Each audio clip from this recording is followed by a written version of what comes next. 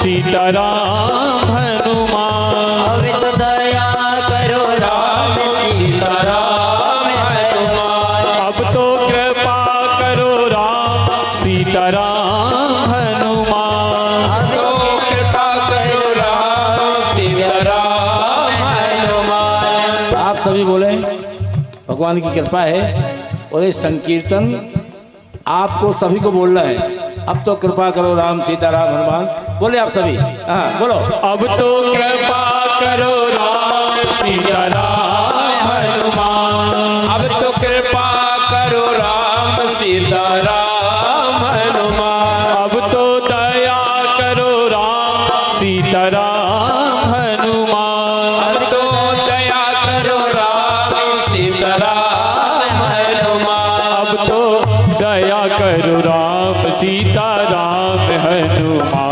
अब तो दया करो राम सीताराम हनुमान। सीताराम हनुमान सीताराम हनुमान सीताराम हनुमान सीताराम हनुमान। सीताराम हनुमान सीताराम हनुमान सीताराम हनुमान सीताराम हनुमान। सीताराम हनुमान सीताराम हनुमान सीताराम हनुमान सीताराम हनुमान। सीताराम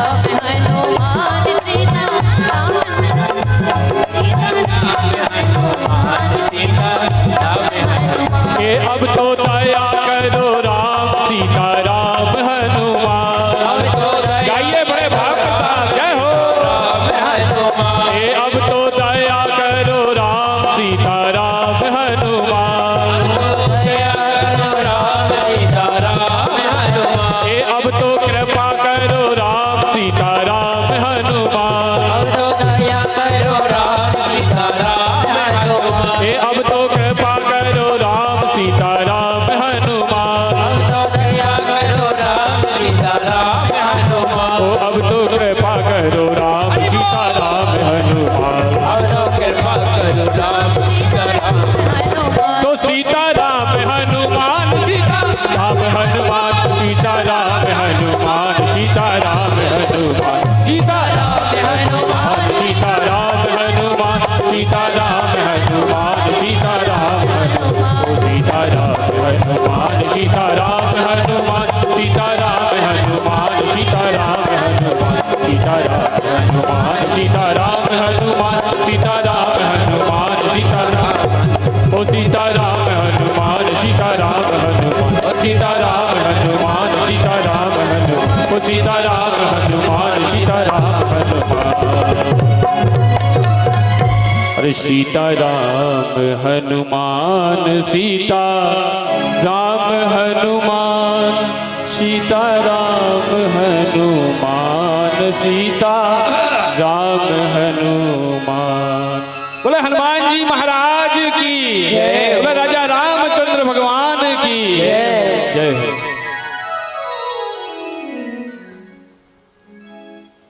यहाँ जब भीष्म पितामह के संस्कार हुए, पांडवों ने पूरे संस्कार किए। कन्हैया ने आत्मा के प्रति उपदेशित किया। फिर पांडवों से कहा कि देखो अब हम जाना चाहते हैं द्वारका। आपका काम सब पूरा हो गया, आपको राजगद्दी मिल गई, आप युद्ध भी जीत गए, हस्तिनापुर पर आपका राज्याधिकार हो गया। अब मुझे जाने की अनुमति प्रदान करें। पांडवों ने कहा कन्हैया जब तुम जाने की कहते हो तो ऐसे लगता है जैसे कोई मेरे प्राण निकाल रहा। आखिर हम ये भी नहीं चाहते कि हमारे द्वारा द्वारका वासियों को कोई कष्ट हो, परेशानी हो। आखिर कन्हैया को जाने की अनुमति प्रदान हो गई। और कन्हैया जब द्वारका पहुँचे, द्वारका पहुँच जाते हैं, द्वारका में बड़ा सुंदर स्वागत हुआ कन्हैया का, क्योंकि यहाँ पांडवों को राज दिला के जा रहे हैं। द्वारका में कन्हैया का सुंदर स्वागत किया गया। और यहाँ कन्हैया तो चले गए द्वारका, लेकिन जिस बालक को गर्भ में जाकर बचाया था उस बालक ने आज हस्तिनापुर में जन्म ले लिया। यही अभिमन्यु का पुत्र है। उत्तरा के गर्भ से पैदा हुआ है, इसी का नाम परीक्षित है। इसका नाम परीक्षित है। परिता माने चारों ओर और अक्ष माने होता है देखना। जैसे परीक्षित पैदा हुआ, पालथी मार के बैठ गया, चारों तरफ देख रहा है। ऐसा बालक सुना कभी किसी? पैदा होते ही साथ पालथी मार के बैठ गए, चारों तरफ देख रहे हैं। परिता माने चारों तरफ, अक्ष माने है देखना, जो चारों तरफ देख रहा है। क्यों? पिता की मृत्यु के पश्चात जब ये पैदा हुआ, अब तो लाखों नर-नारी इसी बच्चे को देखने आ गए। ऐसा बच्चा तो किसी के यहाँ होगा ही नहीं। लाखों नर-नारी इकट्ठे हो गए देखने के लिए। व्यास जी आए। जब कन्हैया को पता चला कि मेरी सुभद्रा के बहन के यहाँ पौत्र पैदा हुआ है, कन्हैया भी आशीर्वाद देने आए। तो अभी तक इस बालक को जो भी लेता है, ये बालक रोता है, कहाँ कहाँ कहाँ कहाँ करता है, सबकी गोद में रो रहा है। लेकिन जैसे कन्हैया ने गोद में उठाया और कन्हैया को देखा तो एकाएक हंसने लगा, क्योंकि ये वही तो है जिसको मैं अभी गर्भ में देख रहा था। और कहाँ कहाँ बच्चा इसलिए करता है कि मैं अभी जिसको गर्भ में देख रहा था वो कहाँ चला गया, उसी को ढूंढ। उस मलमूत्र की कोठरी में 9 महीने कैसे रहता होगा जीव? भगवान के इशारे तो रहता है। और जैसे वो बाहर निकलता है तो सोचता है भगवान कहाँ चला गया, मैं अभी जिसको देख रहा था वो कहाँ चला गया। जब कन्हैया ने हाथ घुमाया, आशीर्वाद दिया और उस बालक का नाम रख दिया विष्णु रात। परीक्षित का वास्तविक नाम तो विष्णु रात, क्योंकि विष्णु के द्वारा रक्षित किया गया है बालक, विष्णु रात है। और सुखदेव जी का नाम है ब्रह्मरात। ब्रह्मरात सुखदेव जी और विष्णु रात परीक्षित, तभी तो इनका संयोग मिला है।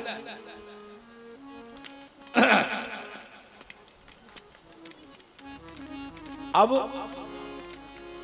द्वारका के लिए जब कन्हैया गए, युधिष्ठिर ने अर्जुन को साथ साथ भेजा। भाई युधिष्ठिर जानते कन्हैया मेरा छोटा है, कहीं चोर लुटेरे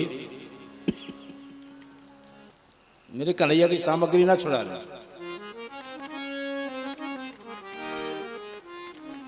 अर्जुन को साथ में भेजा, रक्षा करते हुए जाओ। अर्जुन गए, वहां पहुंचे, कुछ दिन रहे। वहां से जब लौट के आए क्या हुआ? युधिष्ठिर ने देखा, अर्जुन तुम्हारा तेज नष्ट क्यों हो गया? क्योंकि उस समय कन्हैया अपने परम धाम को चले गए थे, अर्जुन का तेज नष्ट हो गया था। अर्जुन, व्यक्ति का तेज नष्ट होने के 3 कारण होते। तुम्हारा तेज नष्ट कैसे हो गया? एक तो अगम्या स्त्री के संग से तेज नष्ट होता है। दूसरा, गाय का वध अगर गलती से भी हो जाए तो तेज नष्ट होता है। तीसरी बात, जिनके बिना हम एक भी मिनट नहीं रहे, वो हमें हमेशा के लिए छोड़कर चला जाए तो उसकी याद में भी तेज नष्ट हो जाए। ऐसी तुमसे कौन सी गलती हुई? अर्जुन धड़ाम से चरणों में गिर पड़े युधिष्ठिर की। वंचितो महाराज हरिणा बंधुरूपिणा एन मे प्रथम तेजो देव विश्वानम। हे भैया, जिन कन्हैया के बिना हम एक भी मिनट रहना नहीं सीखे, वो तो हमें हमेशा के लिए छोड़कर चले गए। जब युधिष्ठिर ने ऐसा सुना, और ऐसा जब कुंती ने सुना, तो राम राम कहे, राम कहे, राम राम कहे राम। रवि रजनी राव गयो सुरधाव। जिस तरह दशरथ जी का प्राणांत हुआ था कि राम नहीं आए, उसी तरह यहाँ कुंती का प्राणांत होता है। कुंती का प्राणांत होता है। और कुंती जब मर जाती है युधिष्ठिर ने कहा अर्जुन अरे पागल, इतने दिनों के बाद तो आए हो, ऐसा अपने समाचार लेके आए, ऐसा अपने समाचार लेके आए। तुरंत युधिष्ठिर ने राजगद्दी का सिंहासन परीक्षित को बिठाया। अब हम कन्हैया के बिना इस संसार में नहीं रह सकते, संसार में नहीं रह सकते। राजगद्दी पर छोटे से बालक परीक्षित को आसीन कर दिया, अभिषिक्त कर दिया। परीक्षित ने कहा बाबा अभी हम तो बहुत छोटे हैं, आप लोग कहाँ जाते हैं? युधिष्ठिर ने कहा बेटा हम प्रायश्चित करने के लिए हिमालय पर जा रहे हैं, अपना प्रायश्चित करने के लिए हिमालय जा रहे हैं। लेकिन बेटा जीवन में 3 बातें हमेशा याद रखना। आंखों के सामने पाप होते हुए मत देखना, शरण में शत्रु आ जाए तो उसको क्षमा कर देना। तीसरी अतिथि देवो भवा, मेहमान का स्वागत देवता की तरह करें। और जिस गृहस्थ के जीवन में 3 बातें होती हैं उस गृहस्थ के जीवन में परेशानी नहीं आती। हाँ 3 बातें। सब लोग चले गए, द्रौपदी का चरण बीच में हुआ। युधिष्ठिर धर्मराज युधिष्ठिर ही स्वर्ग में पहुंचे, वैसे उन्हें भी नरक का दर्शन करना पड़ा। लेकिन पांडवों की कथा से हमें यही मिलता है कि अपने जीवन को कृष्णमय बनाओ, अपने जीवन को कृष्णमय बनाओ। इससे ज्यादा और क्या सभ्यता हो सकती है।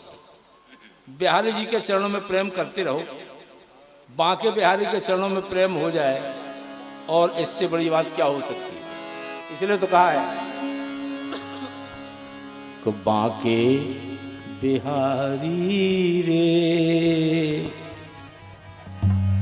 दूर करो दुख मेरा, बांके बिहारी रे दूर करो दुख मेरा, बांके बिहारी रे दूर करो दुख मेरा, दूर करो दुख मेरा, दूर करो दुख मेरा।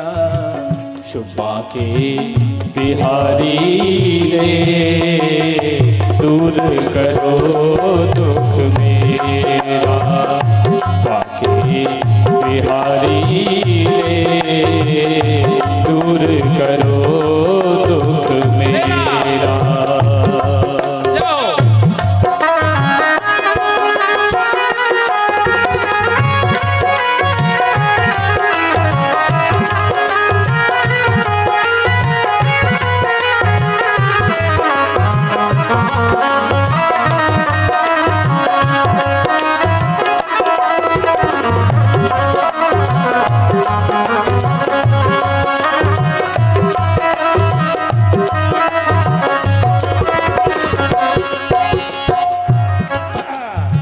हे कन्हैया, सुना है जो तेरे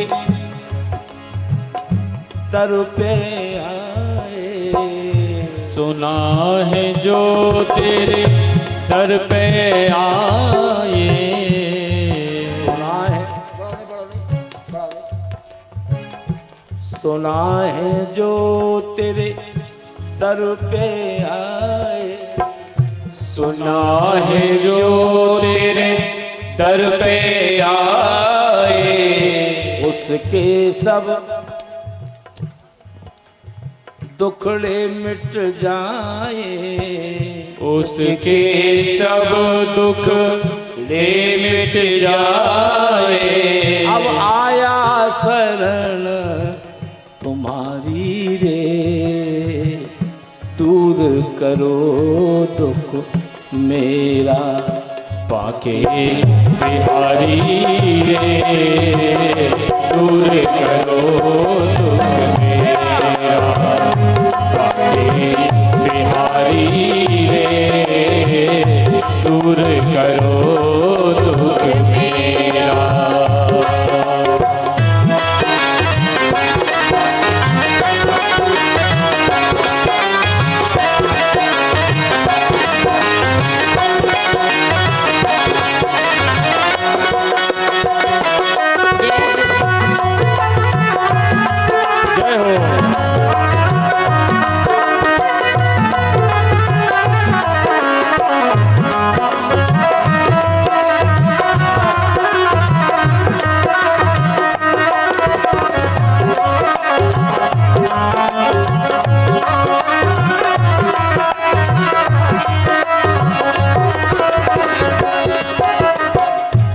कन्हैया, जन्म जन्म का मैं हूँ भटका, जन्म जन्म का मैं हूँ भटका, नेहा आज भंवर में अटका, बेड़ा आज भंवर में अटका, बेड़ा आज भंवर में अटका कन्हैया, पार करो बनवारी रे, दूर करो दुख मेरा, बाके बिहारी रे, दूर करो दुख मेरा, बाके बिहारी रे, दूर करो दुख मेरा।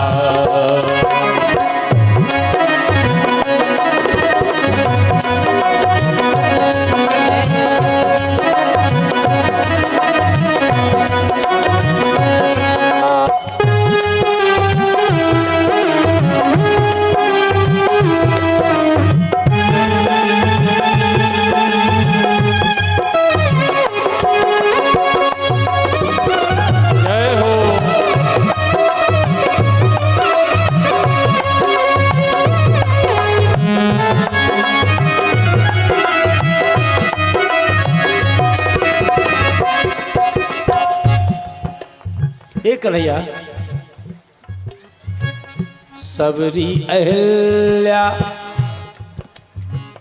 गणका नारी, सबरी अहल्या गणिका नारी, सुगा पड़ावत गणका तारी तारी, ताली सदन कसाई। एक गणका नाम की जो है वो वैश्या थी, वैश्या थी, लेकिन अपने तोता को राम राम रटना पढ़ाया करती थी, और उसी बात से प्रसन्न होकर कन्हैया कितना कृपालु है, उस वैश्या को तार दिया। सबरी अहिल्या गणका नारी, सब ही तुमने पार उतारी, सब ही तुमने पार उतारी, अब आई हमारी बारी रे, दूर करो दुख मेरा, बाके बिहारी रे, दूर करो दुख मेरा।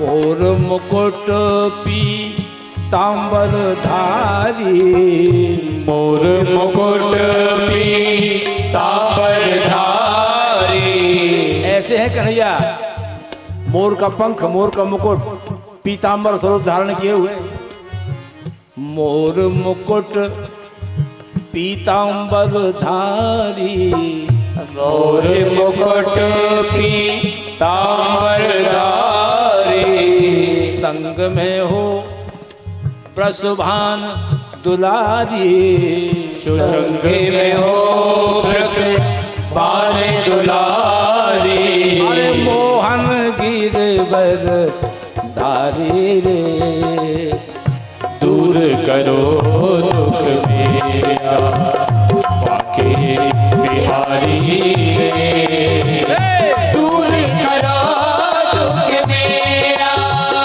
बाके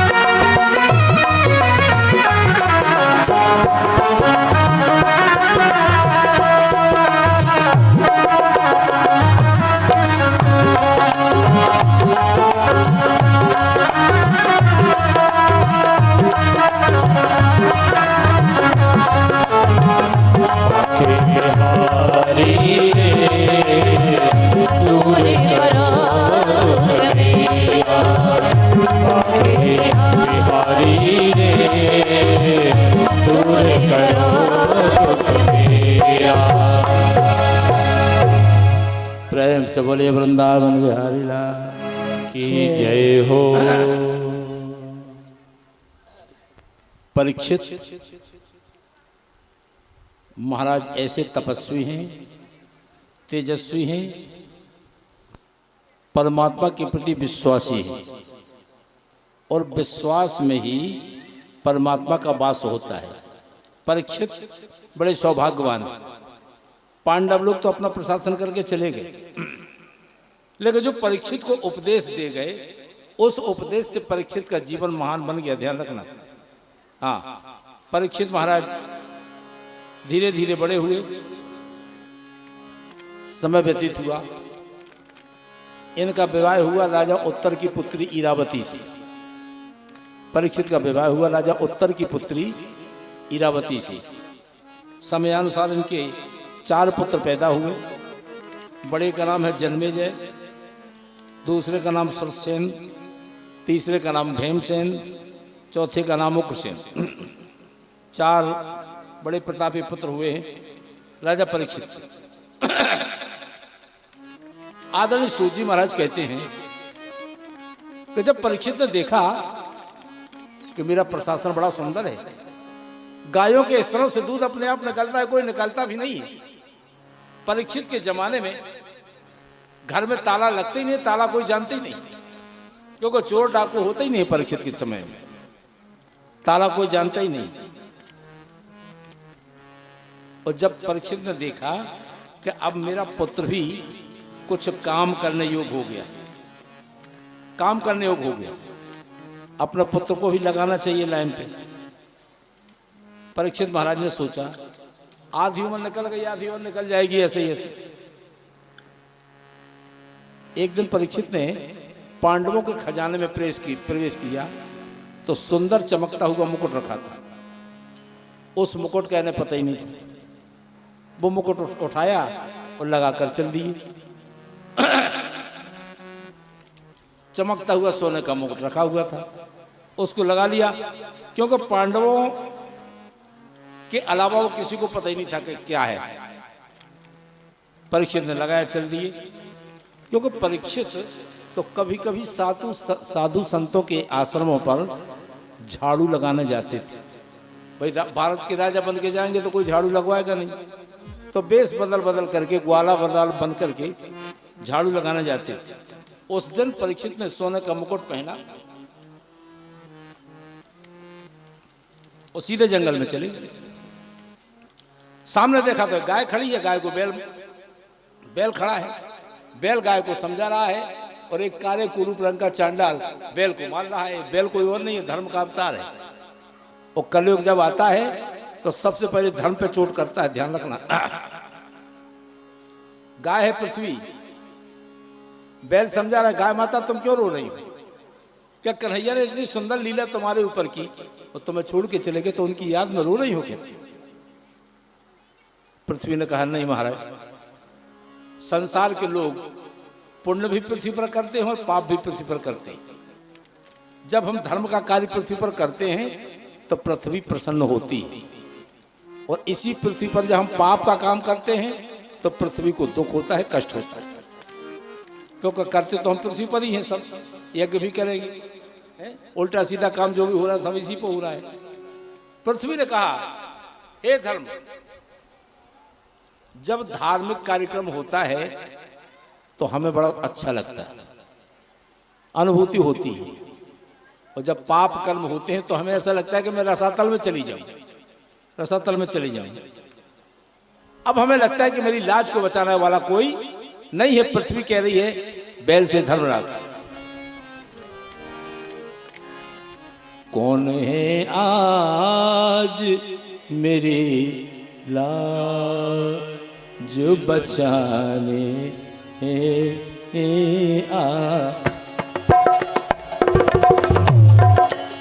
कौन है आज मेरी लाज बचाने आए? कौन है आज मेरी लाज बचाने आए? धर्म के नाम, धर्म के नाम धर्म के नाम पे बलिदान चढ़ाने धर्म के नाम पे बलिदान चढ़ाने धर्म के नाम पे बलिदान चढ़ाने आए।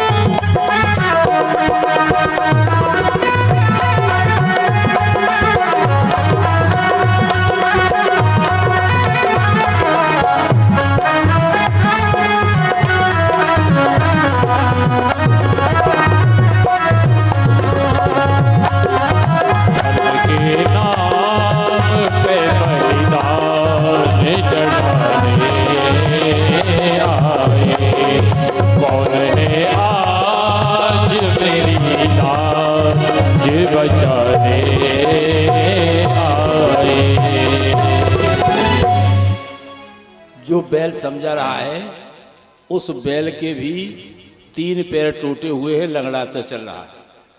कलयुग जब आता है तो धर्म पर प्रहार करता है,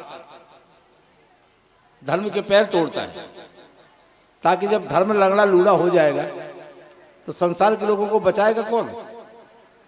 हमारे आपके ऊपर धर्म का ही आवरण है, धर्म का आवरण नहीं है तो हम तुम कुछ नहीं। हमें निज धर्म पर चलना सिखाती रोज रामायण। ये धर्म है क्या? धर्म क्या है? हम अगर किसी को जानते हैं तो धर्म की वजह से ही तो जानते हैं। अगर हम जानते हैं कि हमारी माता है, ये हमारी पत्नी है, ये हमारी बहन है, ये हमारी बेटी है, तो जो कौन बताता है? धर्म ही तो बताता है। धर्म नहीं होगा, सनातन नहीं होगा तो कौन बताएगा तुम्हें? बोले सनातन धर्म की जय हो। यही तो बताते हैं हमें। जब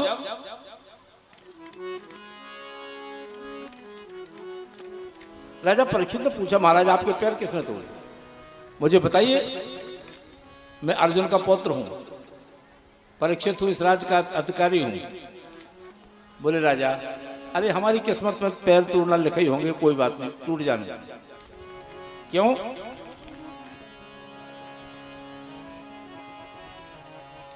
कर्म प्रधान विश्वकर राखा, जो जस करहि सो तस फल चाखा। अरे मेरे कर्म में लिखा होगा पैर टूटना, टूट गए तो क्या करे? क्यों? हे राजन, संसार में ना कोई किसी को सुख देता है, ना कोई किसी को दुख देता है। जो सुखी है अपने कर्म से, जो दुखी है को न काऊ सुख दुख कर दाता, निज कृत कर्म भोग सर्व खाता। को न खाओ सुख दुख करि दाता, निज कृत कर्म भोग सर्व खाता। को न खाओ सुख दुख करि दाता, निज कृत कर्म भोग सर्व खाता। को न काहू सुख दुख करि दाता, निज कृत कर्म भोग सब खाता। को न काहू सुख दुख करि दाता, को न काहू सुख दुख करि दाता, निज कृत कर्म भोग सब खाता। निज कृत कर्म भोग सब खाता।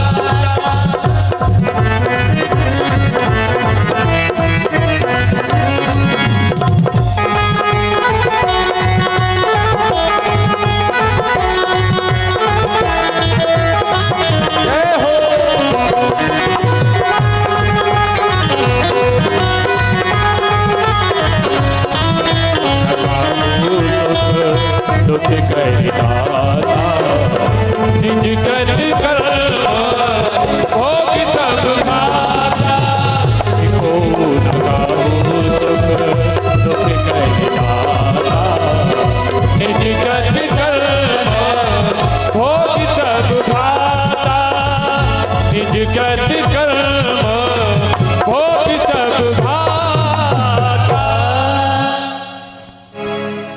इस तरह जब राजा परीक्षित ने मुड़ के देखा तो एक काले कुरूप रंग का चांडाल नग्न तलवार हाथ में लिए हुए, लाल लाल आंखें, बड़ी बड़ी मूछें, हाथ में मुकदर है और उस बैल को मारना चाहता। परीक्षित ने कहा तुम कौन हो, मेरे राज्य में कौन आए हो तुम? और उस समय वही कलयुग का स्वरूप है। कलयुग ने राजा परीक्षित के चरणों को स्पर्श कर लिया। इसी कारण राजा परीक्षित की मति भ्रष्ट हुई है। कलयुग चरणों में गिर पड़ा और जब चरणों में गिरा क्योंकि पांडवों की बात याद आ गई, कोई अगर शरण में शत्रु भी आ जाए तो क्षमा कर देना बेटा। अब परीक्षित ने कहा चलो ठीक कोई बात नहीं, लेकिन तुम्हें हमारे राज्य में रहने का अधिकार नहीं, तुम कलयुग हो। कलयुग ने कहा महाराज और मैं कहाँ जाऊं? तो कहा दो जगह दे दो रहने के लिए। कलयुग के ऊपर दया आ गई परीक्षित को, तो परीक्षित ने 4 स्थान दे दिए कलयुग के लिए। द्यूतम पानम स्त्रिय सोनम यत्रा धर्म चतुर्विधि, 4 स्थान कलयुग को दे दिए। जुआ, मदरापान, परस्त्री गमन और हिंसा, इन 4 जगह तुम निवास कर सकते हो। जुआ जहाँ होता है वहाँ कलयुग का वास है, जहाँ मदरापान होता है कलयुग का वास है, परस्त्री गमन होता है कलयुग का वास है, किसी प्राणी की हिंसा की हो वहाँ कलयुग का वास। इन स्थानों पर कलयुग रहता है। कलयुग ने कहा हमारा ये तो जगह ठीक नहीं है, एक आध अच्छी दे दो। परीक्षित के मुंह से निकल गया जाओ सोने में भी तुम्हारा वास।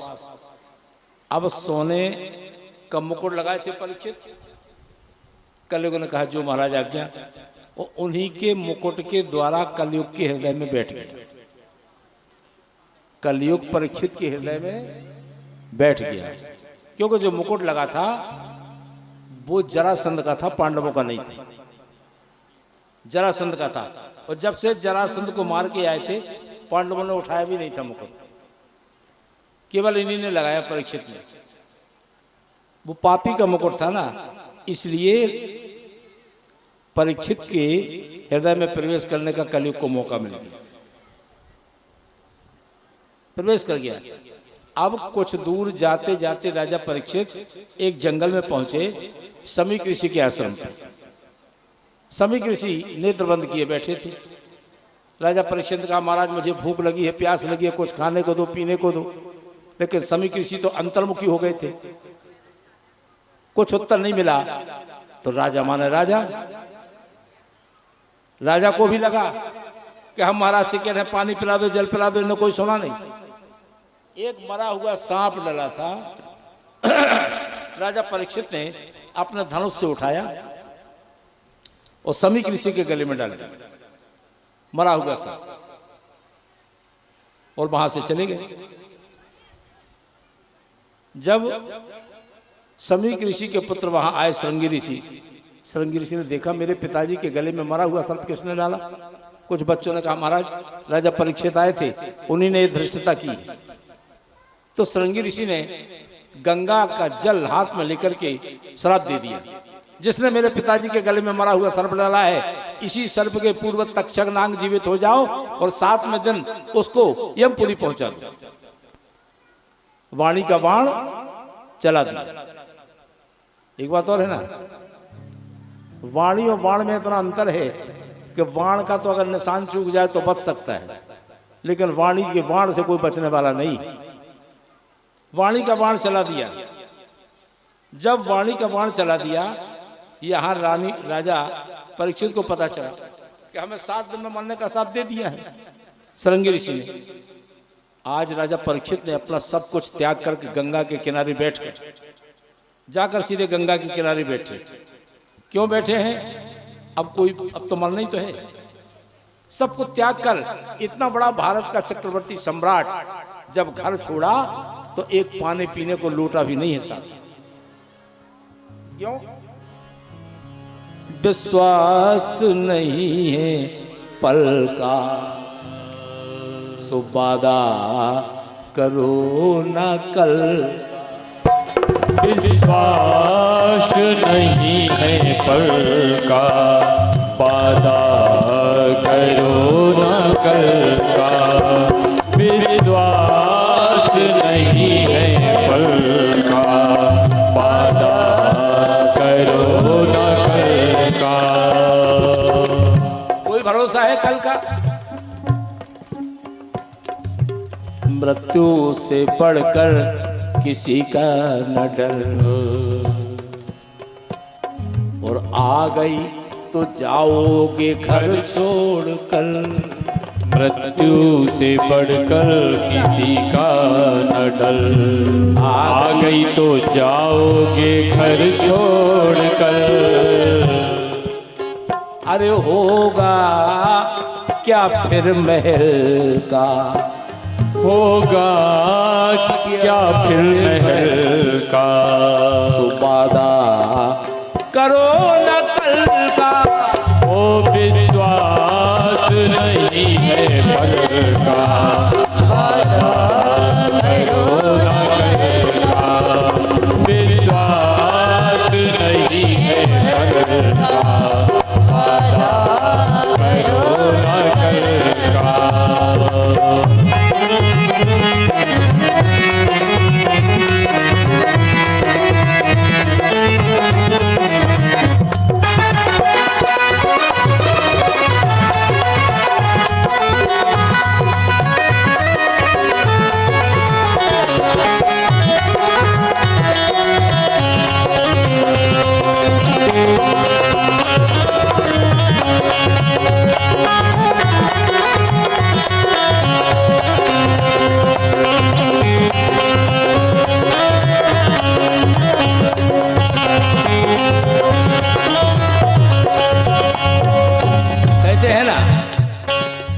भरवास नरक कर ताता और दुष्ट संग जन देह विधाता।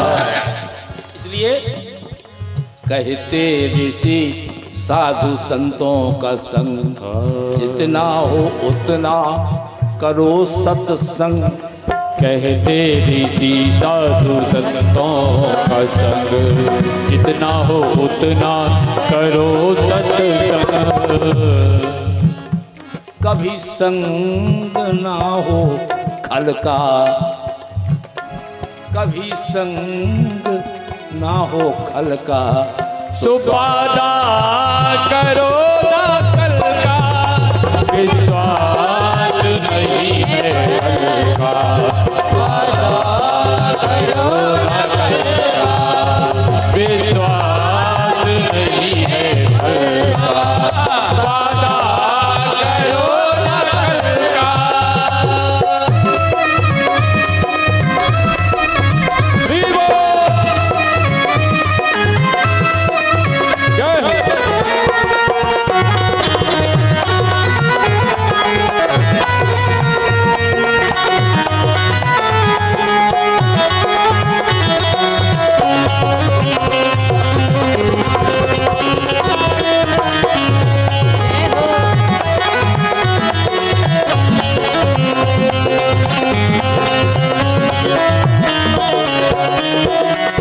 विश्वास नहीं है पल का,